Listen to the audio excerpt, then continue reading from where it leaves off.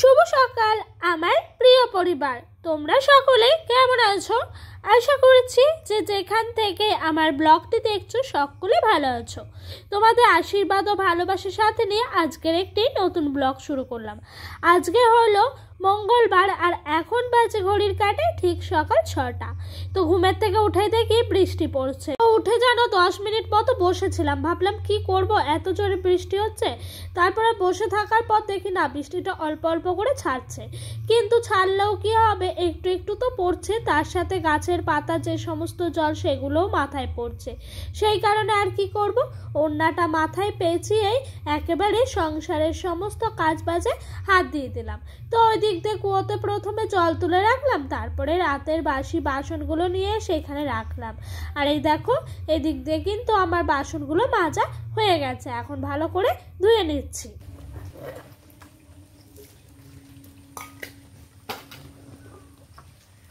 আর এই বাসন মাজতে মাজতে বেশ জোরে বৃষ্টিটা পড়তে লেগেছে।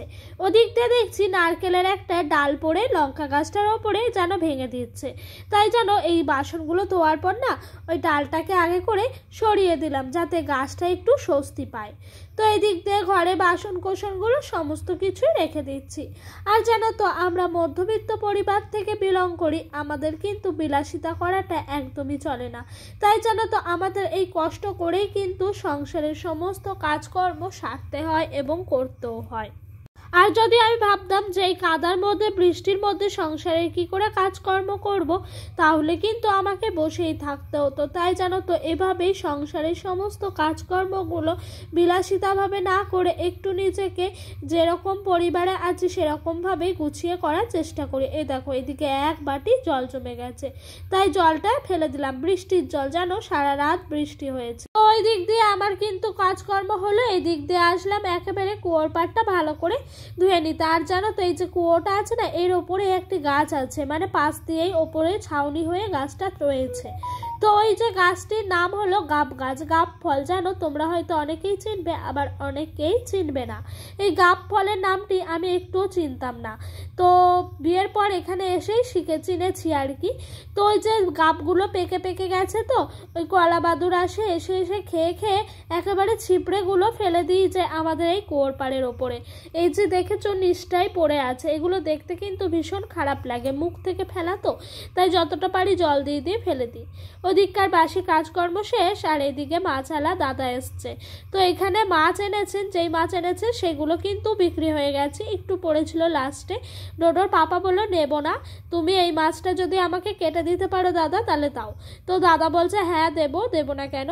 তো সেই জন্যই দাদা এই দিক দিয়ে মাছটা কাটছে। আর ডোডোর পাপা আগেই বলে নিয়েছিল যে আমি লেজের দিকে মাছটা নেব, পেটের দিকের মাছটা যেহেতু ডিমে ভর্তি সেই কারণে নেব না। আর এই দাদা ভাই সত্যি অসম্ভব ভালো মানুষ, জানো যেরকমটা বলা হয় সেরকমটাই উনি কিন্তু দেন। তো যাই হোক এই পিছনের দিক থেকে উনি কেটে দিলেন। আর মাঝের দিকটা যেহেতু ডিম আছে পেটে ভরা, সেহেতু জানো মাছের পেটটা একেবারে খাঁচার মতো, সেই কারণে পেটির ওইখানটায় মাছ পাওয়া যাবে না। তাই জানো তো এই অভাবের সংসারে একটু গুছিয়ে গাছিয়ে নিলাম। তো এইদিকে 400 মতো মাছ নিলাম, পরে ভাবছি এই 400 মতো মাছে আমাদের দুবেলা যাবে না, তাই আবার 100 মতো মাছের ডিমও নিলাম। এভাবেই কিন্তু সংসারটা প্রত্যেক দিন আমি সাজিয়ে গুছিয়ে করার চেষ্টা করি। তো মাছের ডিমটা নিলাম কিসের জন্য জানো, যাতে রাতটা চলে যায়। তো মাছের ডিম 100 মতো নিয়েছি, আর মাছটা 400 নিয়েছি। 400 মাছের দাম পড়লো 72 টাকা, আর 100 মাছের ডিমের দাম পড়লো 15 টাকা। এতে করে কিন্তু আমার ভালোই হলো। তো বাড়িতে মাছ নিয়ে আসার পর শাশুড়ি মা বলছে একটুখানি মাথা ছিল জানো, মানে একটা মাথা 4 ভাগের 1 ভাগ রয়েছে। তো উনি আমাকে বলছে তাহলে ঘরে ঝিঙে আছে, ঝিঙেগুলো দিয়ে একটু করো। তখন আমি কি ভাবলাম জানো তো, যে এই মাছের ডিমটা রেখে দিই, কালকে করলে পরে সংসারটা কিন্তু চলে যাবে। এভাবেই জানো তো বিলাসিতা করি না, অভাবের সংসার যেহেতু সেহেতু জানো তো অভাবটাকেই বুঝি এবং যেটুকু পারি সঞ্চয় করে রাখার প্রতিনিয়ত চেষ্টা করি। জানো আজকে খেয়ে নিলাম সব কিছু উপর করে, কালকের দিনের জন্য কি থাকবে সেটা কিন্তু আমি সবার আগে ভাবি জানো বন্ধুরা। তো সেই জন্য ভেবেচিন্তে কাজ করলাম। ওই দিক দিয়ে মাছের ডিমটা জানো তো এই সবজিটা কাটার পরই ভেজে নেবো, ভেজে রেখে দেবো কালকের জন্য। কালকে কিছু একটা ঝোল তরকারি করব আর মাছের ডিমটা করব, তাতে করে কিন্তু আমার সংসারটা খুব সুন্দরভাবে কালকের দিনটা চলে যাবে। তো ওইদিকে ঝিঙেটা ঝিঙেটা কাটা কমপ্লিট, আর এদিক দিয়ে মাছটাকে উল্টে পাল্টে ভালো করে ভেজে নিচ্ছি। আর জানো তো আজকে না কারেন্ট চলে গেছে ওই সকাল সকাল, আমি জানতাম না, কালকে নাকি অ্যানাউন্স করে গেছে। অবশ্য এখন রাস্তায় বেরোই না তো, তাই কোনো খবরাখবরও পাই না। তাই আমাকে শাশুড়ি মাই বললেন যে কালকে সকালে অ্যানাউন্স করে গেছে, আর সকাল 8টা থেকে 4টে অবধি কারেন্ট থাকবে না। তো 8টায় যায়নি, গেছে 9টায়। ওনারা তো একটু বেশি টাইমই নেন, আর এসছে বেলা 1টায়, তাতে একটু অসুবিধেই হচ্ছিল। এই যে আমার ভিডিও শ্যুট করতেও প্রচুর অসুবিধা হয়েছে জানো, লাইট ছাড়া ফোনের লাইটে আমি আজকে ভিডিও শ্যুট করেছি। যাই হোক, এই দিক দিয়ে একবার মাছ ভাজা হয়ে গেল, আবারও একবার মাছগুলো দিয়ে দিলাম। তো এইদিকে জানো তো মাছগুলো যা আছে তাতে করে দেখলাম আমাদের দুপুরটা ভালো মতন হয়ে রাতের জন্য 2 পিস থেকে যাবে, তাই কিন্তু এভাবেই চালিয়ে দিলাম। আর এই যে এই দিক দিয়ে ঝিঙেগুলো কুচি কুচি করে রেখেছি, কত ঝিঙে তাই না বলো, কিন্তু এই ঝিঙেগুলো লাস্টে জল বেরিয়ে একটুখানি হয়ে যাবে জানো।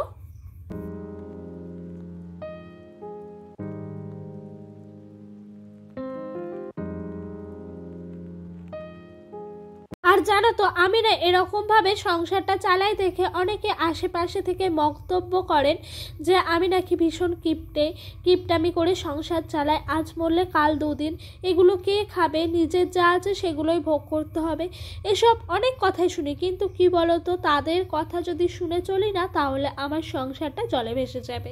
তাই আমি নিজের যেটুকু মানায় নিজে মনে হয় সেটুকুই আমি করি। কথায় একটা প্রবাদ বাক্য আছে জানো, নিজের বুদ্ধিতে ফকির হওয়া ভালো, পরের বুদ্ধিতে রাজা হওয়া ভালো না। তাই জানো তো আমি সবসময় এই প্রবাদ বাক্যটাকেই ফলো করে চলি। আর কিছু কিছু প্রবাদ বাক্যই দেখবা জীবনে এত সুন্দর জীবন দেয়, বলার কথা নাই। তাই জানো তো কিছু কিছু প্রবাদ বাক্য আছে মেনেও চলতে হয়, তাই ওই প্রবাদ বাক্যগুলোই এক এক সময় মেনে চলি। তো ওই দিক দিয়ে দেখে যে ঝিঙা বটিটা করার পর ঝিঙেটা কয়টুকু ছিল, আর মাছের মাথাটা দেওয়ার পর জানো তো ঝিঙা বটির টেস্টই যেন আরও সুন্দর হয়েছে। এভাবে তোমরা চাইলে ঝিঙা বটি করে খেতে পারো। এই ঝিঙেগুলো যেভাবে কুচালাম দেখলাই তো, তারপরে তোমার তেলের মধ্যে একটু কালো জিরে দিলাম, তারপরে তোমার ঝিঙেগুলো দিয়ে নুন হলুদ দিয়ে ভালো করে তোমার ভাজলাম। ভাজার পর যখন শুকিয়ে এলো তখন একটু জিরে বাটা দিয়ে দিয়েছি, তোমাদের কাছে জিরের গুঁড়ো থাকলে দিতে পারো। তারপরে ভেজে রাখা যে মাছের মাথাটুকু ছিল একটুখানি, ওটা দিয়ে ভালো করে ভেঙে চুড়ে নেড়ে করলাম, এতে করে কিন্তু হয়ে গেছে। খেতেও অপূর্ব টেস্টি হয়েছিল জানো। আর এই যে এদিক দিয়ে আমার আলু কষানো হয়ে গেছে, ডোডোর জন্য কিছুটা মাছের ঝোল রাখলাম লঙ্কা গুঁড়ো ছাড়া, আর এদিক দিয়ে মাছগুলো সমস্তটাই দিলাম। আর জানো তো ঝোলটা অনেকটাই শুকিয়ে গেছে, তাই মাছগুলো একটু ঝোলে ডুববে না, মানে একটু ফুলবে না, সেই কারণে কিন্তু ঝোলটা না থাকলে হবেও না। এক তরকারি তো, ছেলে মানুষ আছে বাড়িতে, ছেলেরা কিন্তু তরকারি ছাড়া ভাত খেতে পারে না, মানে ঝোল ছাড়া খেতে পারে না। আমরা মেয়েরা দেখবা একটু শুকনো অল্প একটু তরকারি থাকলেও খাওয়া হয়ে যায়। জানি না তোমাদের কার কি হয়, কিন্তু আমার জানো তো এখন এমন অভ্যাস হয়েছে 1 পিস আলু দিলেও যদি থাকে আমি 1 থালা ভাত খেয়ে নিতে পারি, কিন্তু বিয়ের আগে বাটি ভর্তি তরকারি লাগতো। এটাই মেয়েদের বিয়ের পর অনেকটাই পরিবর্তন বোঝা যায়। যাই হোক, তোমাদের সঙ্গে গল্প করতে করতে মাছের ঝোলটা দিয়ে দিলাম, এতে করে মাছটাও একটু হোক, আর এদিক দিয়ে ভাতের চালটাও দিয়ে দিচ্ছি। ভাতটা লাস্টে বসাই, কেন বলো তো, কারণ আমাদের খেতে খেতে অনেকটাই রাত হয়, আর তখন না ভাতটা যদি তাড়াতাড়ি করা হয় প্রথমে তাহলে জল হয়ে যায়, তাই লাস্টে করি।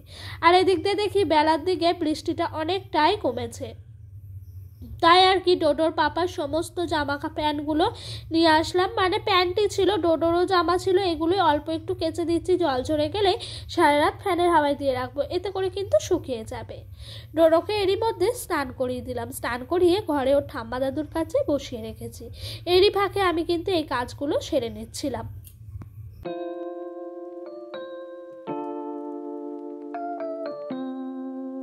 তো জানো তো এই যে কাজগুলো একটা স্টেপ বাই স্টেপ যদি করা হয় না তাহলে ভীষণ ভালো লাগে। আর কাজ করতে করতে এতটাই আমার কাজের প্রতি এনার্জি চলে এসছে, সারাদিনে যদি ভাবি বসে থাকবো, মানে ধরো কোনো দিন আমার শাশুড়ি মা বললো যে তোমাকে আজকে রান্না করতে হবে না, আমি করি, তুমি তো প্রত্যেক দিন করো, সেই দিনটা যে আমার এত বোরিং লাগে, ভালোই লাগে না, মনে হয় ধুর কেন বাড়িতে আছি, বাড়ি থেকে চলে গেলে ভালো হয়, কোথাও একটা গিয়ে একটু বেরিয়ে আসতাম একদিনের জন্য, এরকমটা হাজার মাথায় মানে ভালো খারাপ প্রশ্ন চলে আসে। সত্যি মানুষ হলো অভ্যাসের দাস, কাজ করতে করতে এমন একটা মানে ইয়েতে চলে এসেছি যেন আমার কাজ ছাড়া ভালোই লাগে না এখন। আর বিয়ের পরপর না এখনো আমার বর গল্প করে যে তুমি অনেক করেছিলে বিয়ের পর। আমি কেন, প্রত্যেকটা মেয়েই ছিল বলো, বিয়ের আগে কি মেয়েরা বাপের বাড়িতে সেরকম কাজ করে? আর যেটুকু করে সেটুকু নিজের খামখেয়ালি বলে, বাড়িতে মা চাপ দেয় সেই জন্যই করে। কিন্তু বিয়ের পর যখন একটা মেয়ের মাথায় সংসারের দায়িত্ব চেপে যায় তখন কিন্তু বিরাট বোঝা হয়ে যায়। তো জানো তো, বিয়ের পর আমি নিতে চাইতাম না সংসারের দায়িত্ব, রান্না করতে বললে করতাম না, এরকম করতাম। তখন আমাকে বলতো আমি নাকি ভীষণ করে, কিন্তু ছেলে হয়ে আসার পর থেকে ভীষণ কাজে লেগে গেছি। তো এই দেখো আমারই হাতে রান্না, খেতে কিন্তু ভীষণ টেস্টি হয়েছে। অবশ্য নিজের প্রশংসা নিজে করতে নেই, তবুও করে ফেলি মাঝে মধ্যে, কিন্তু খেতে খুব ভালো হয়েছে। এই দেখো এই চচ্চড়িটা বেশি করে কাঁচা লঙ্কা দিয়েছিলাম, যেহেতু গুঁড়ো লঙ্কা এতে দেওয়া যাবে না, সেই জন্য গোটা গোটা ফাটিয়ে যে যেরকম খেতে চাই তার মতো করে সেরকম করে দিয়েছিলাম। আর এটা খেতে এত ভালো হয়েছে, বাড়িতে সবার কাছে প্রশংসা পেয়েছি। আর জানো তো, আজকে ডোডোর পাপার না আস্তে আস্তে অনেকটাই বেলা হয়ে যাবে, ওই ধরো সন্ধ্যার কাছাকাছি। তো আমাকে ফোন করে বললো তুমি খেয়ে নাও, আমার যেতে অনেক লেট হবে। তাই আর কি করবো, একা একা খেয়ে নিলাম। খাওয়ার পর ওই যে বললাম না আমার ঘুম আসছে না, তাই জানো তো আমি সপ্তাহে একটি দিন করে ঘর বাড়ি এরকম করে পরিষ্কার করি। কিন্তু রবিবারটা একটু খেয়াল ছিল না, কাজের প্রচুর চাপ ছিল সেই কারণে। তাই আজকে ভাবলাম সোমবার হয়ে মঙ্গলবার হয়ে গেছে, এতদিন হয়ে গেল ঘরের এই জানলা দরজাগুলো পরিষ্কার করা হয় না, তাই আজকে একটু ভালো করে মোছামুছি করে পরিষ্কার করে নিচ্ছি। আর আমি জানো তো সময় পেলে ওই যে শুয়ে বসে থাকতে একটু মন চায় না, তখন মনে হয় কী কাজ করি, কি করব না করব, মাথার মধ্যে হাজারো চিন্তা এসে হাবুডুবু খায়। তাই একটু এরকম করে পরিষ্কার করে নিচ্ছিলাম জানো। আর এরকম করে পরিষ্কার করতে না আমার বাড়িঘর দোয়ার ভীষণই ভালো লাগে, তাই জানো তো সবসময় পরিপাটি করে রাখারই চেষ্টা করি। ডোডো ঘুমোচ্ছে এখনও, আজকে বৃষ্টি ওয়েদার তো, তাই ওর ঘুমটা যেন একটু বেশি হচ্ছে।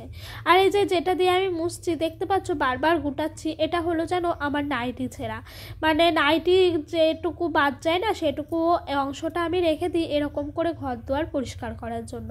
টেলারে দিই জানো, আমার তো হাইটটা শর্ট, পুরো নাইটিটা লাগে না, তাই নিচ থেকে যেটুকু কাটা থাকে তাকে আমি বলি আমাকে দিও, আমার ভীষণই কাজে লাগবে, তো উনি দিয়ে দেয়। তো তারপরে আমি এরকম করে মুছি, কখনো ঠাকুরের মোছার করি। এক সময় দেখি যে নাইটিটা ছিঁড়ে গেছে, রং চটে গেছে, কিন্তু আমার এই নাইটির নিচের পোর্শনগুলো যেন নতুনত্ব রয়েছে, এগুলোই না অনেক সময় মনে হয় যে রেখে দিই, এই নাইটি পরেছি, কখনো বলা যাবে যে এতগুলো আমি নাইটি পরেছি? এরকমই বোকা প্রশ্ন মাথার মধ্যে এসে আজব ঘোরপাক করে জানো বন্ধুরা। তো এই দেখো দরজাটাও পরিষ্কার করছি, ক্যামেরার ওপরে আমার ভাইজি আছে, ওর সাথে একটু গল্প করছিলাম। এরই মধ্যে ডোডো উঠে গেল, সন্ধ্যা দিয়ে ডোডোকে একেবারে দুধ খাইয়ে দিয়েছি। এবার কি করব, বসে আছি। তাই ভাবলাম এই জায়গাটা খুব নোংরা হয়ে আছে, ভালো করে পরিষ্কার করে নিই। যখন সময় না পাই, জামা কাপড়গুলো ধরো এখন তো ঘরেই বেশিরভাগ ফ্যানের হাওয়ায় শুকোতে হয়, জল ঝরে গেলে তখন এভাবেই ঢুকিয়ে রেখে দিই। তারপর যখন একবার সময় করি, সময় করে পরিষ্কার করে নিই জানো। আর ডোডোরই বেশি জামা প্যান্ট থাকে, ও যেহেতু ছোটো। এ দেখো একদিকে গুছাচ্ছি আর দেখেছো খাটের রেলিংয়ে এদিক ওদিক ঘরের মধ্যে এখন কিন্তু আমার জামা কাপড়ে একবারে বোঝাই মানে ঝুলে থাকছে। আর বর্ষার দিনে তো এরকম প্রত্যেকটা বাড়িতেই হয়, তাই না বলো? তাই একটু ভালো করে জানো তো জামা কাপড়গুলো একটু গুছিয়ে নিচ্ছিলাম। আর এই যে এরকম করে দলা মোচা করে এক সময় রাখা হয় সময়ের অভাবে, সেই কারণে কিন্তু কুঁচকে গেছে। যাই হোক চলো ভালো করে জামা কাপড়গুলো ঠিক জায়গা করে রেখে দিই।